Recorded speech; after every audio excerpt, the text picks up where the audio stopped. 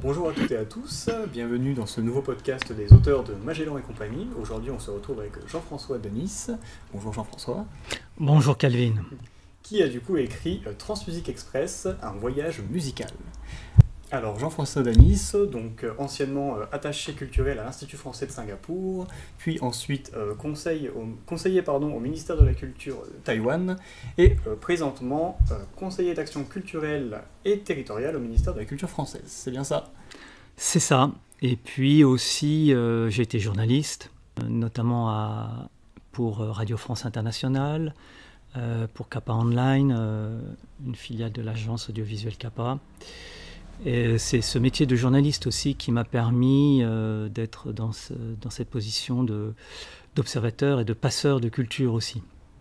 Voilà, et notamment mon passage à Radio France Internationale m'a permis d'écouter énormément de musique d'Afrique, d'Asie, d'Amérique du Sud, d'un peu partout, hein. Voilà. C'est ça aussi qui a contribué à ma formation musicale. Très bien, et donc du coup, avec toute cette formation musicale-là, vous avez décidé de faire un voyage littéraire musical. D'abord, j'écoute de la musique depuis très longtemps, c'est vraiment ma passion.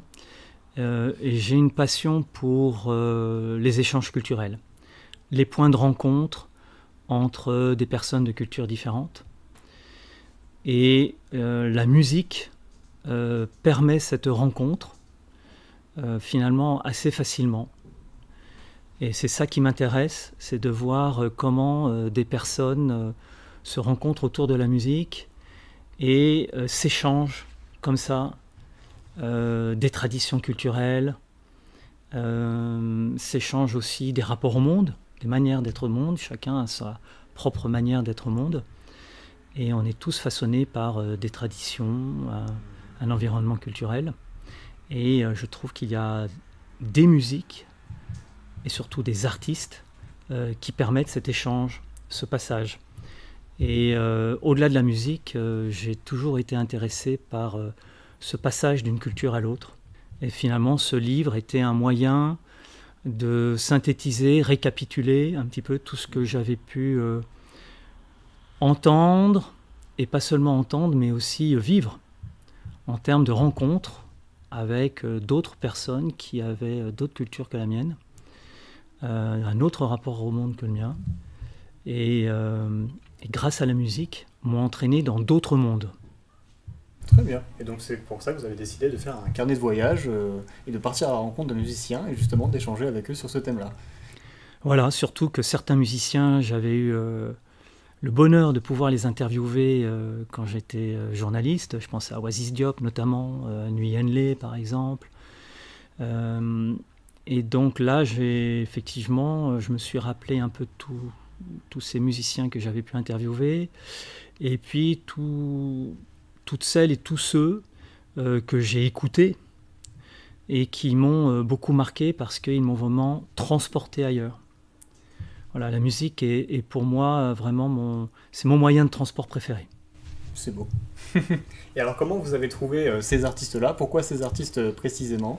La plupart de ces artistes que j'ai interviewés en fait sont liés à une période de ma vie en fait où, par exemple, quand je vivais à Londres, où j'étais attaché audiovisuel au début des années 90, je suis arrivé au moment où Natasha Atlas sortait son premier album solo qu'elle avait fait avec des musiciens du collectif Transglobal Underground. Et à l'époque, c'était une musique très avant-gardiste dans son style, qui mélangeait l'électro avec des musiques d'Europe centrale, du Moyen-Orient, d'Afrique du Nord. Et c'était un mélange vraiment très original, très particulier. Et ce premier album m'a beaucoup marqué. Ça fait partie des albums que j'ai écoutés en boucle. Donc voilà.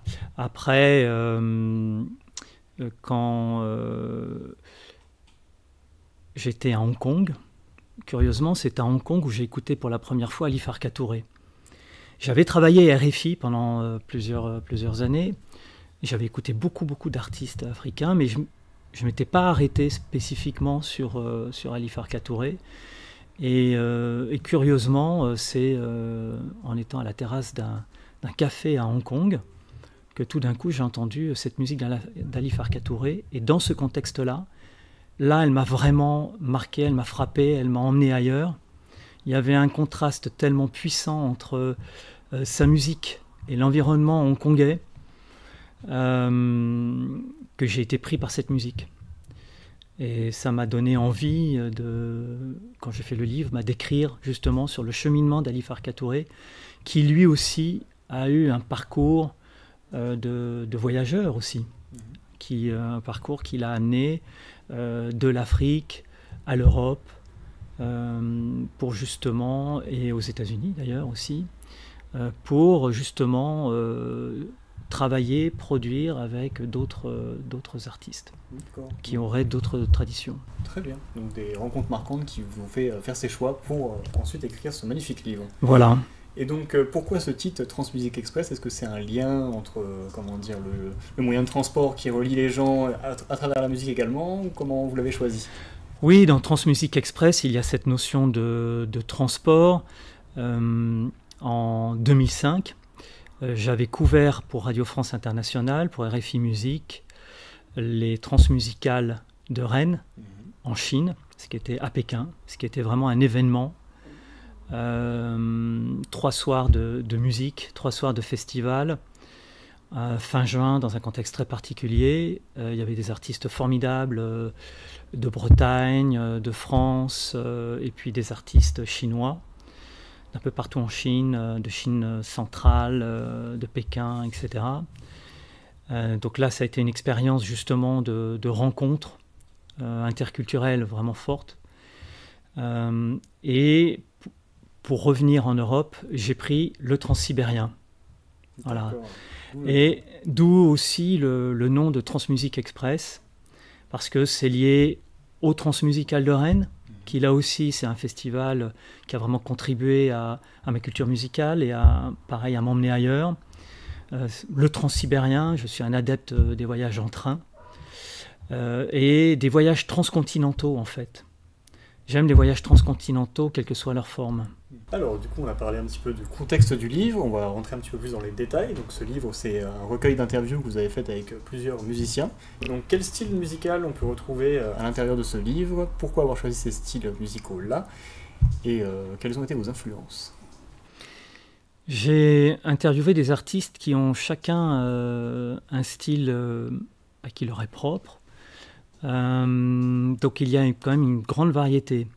Il y a du rock métissé de racines maghrébines, orientales. Ça c'est Rachita, qui est pour moi un artiste absolument formidable, extraordinairement humain, justement dans son approche de la musique comme relation aux autres.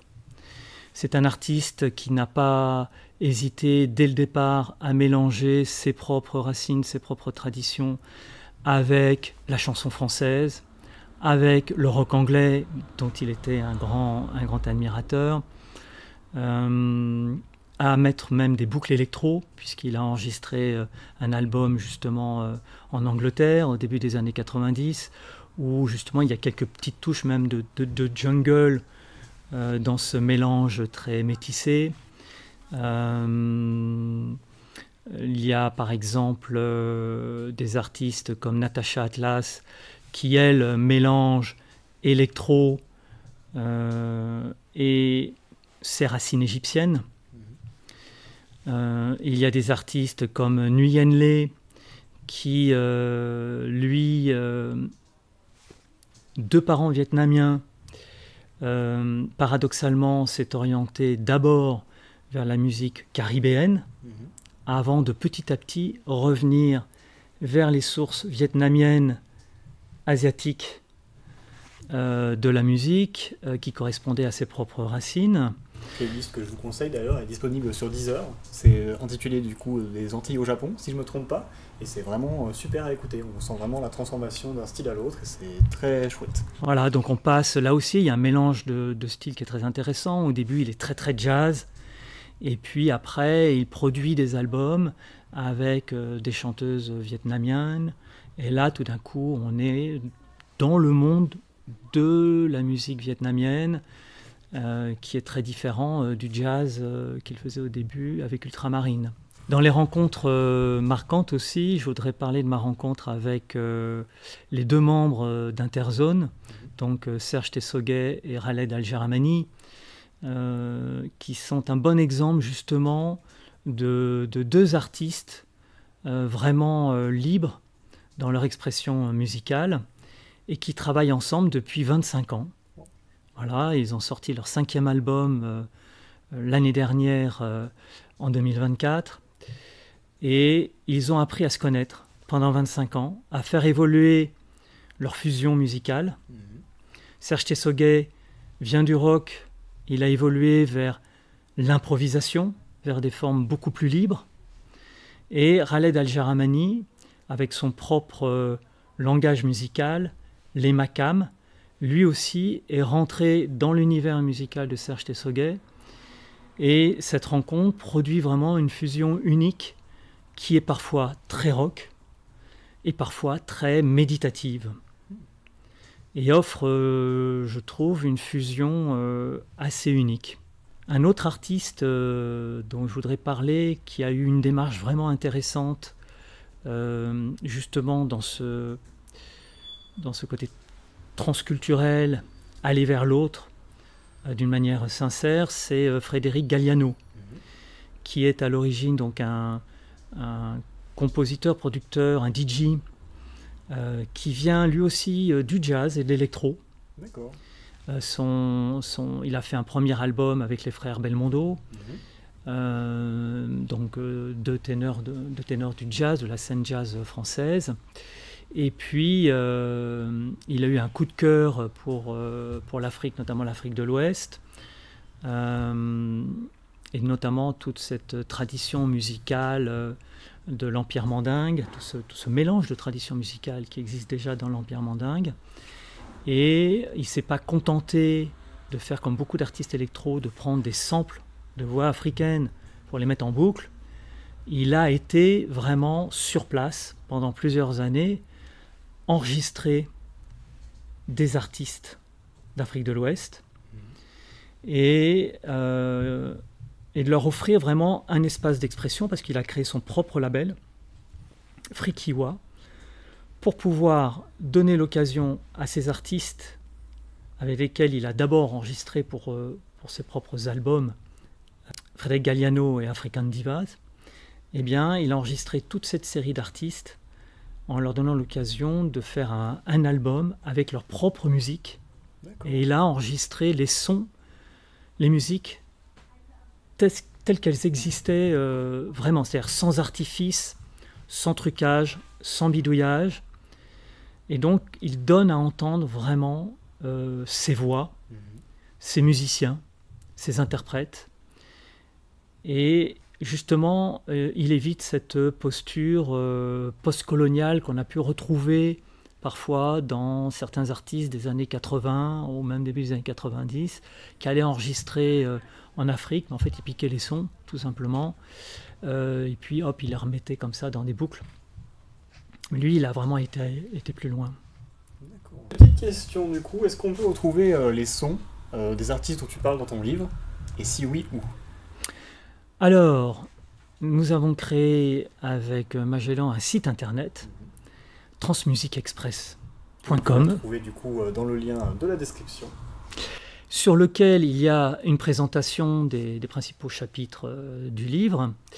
Et puis, pour chaque chapitre, une playlist, donc Deezer, Spotify, qui permet de retrouver quelques exemples des musiques dont je parle dans le livre.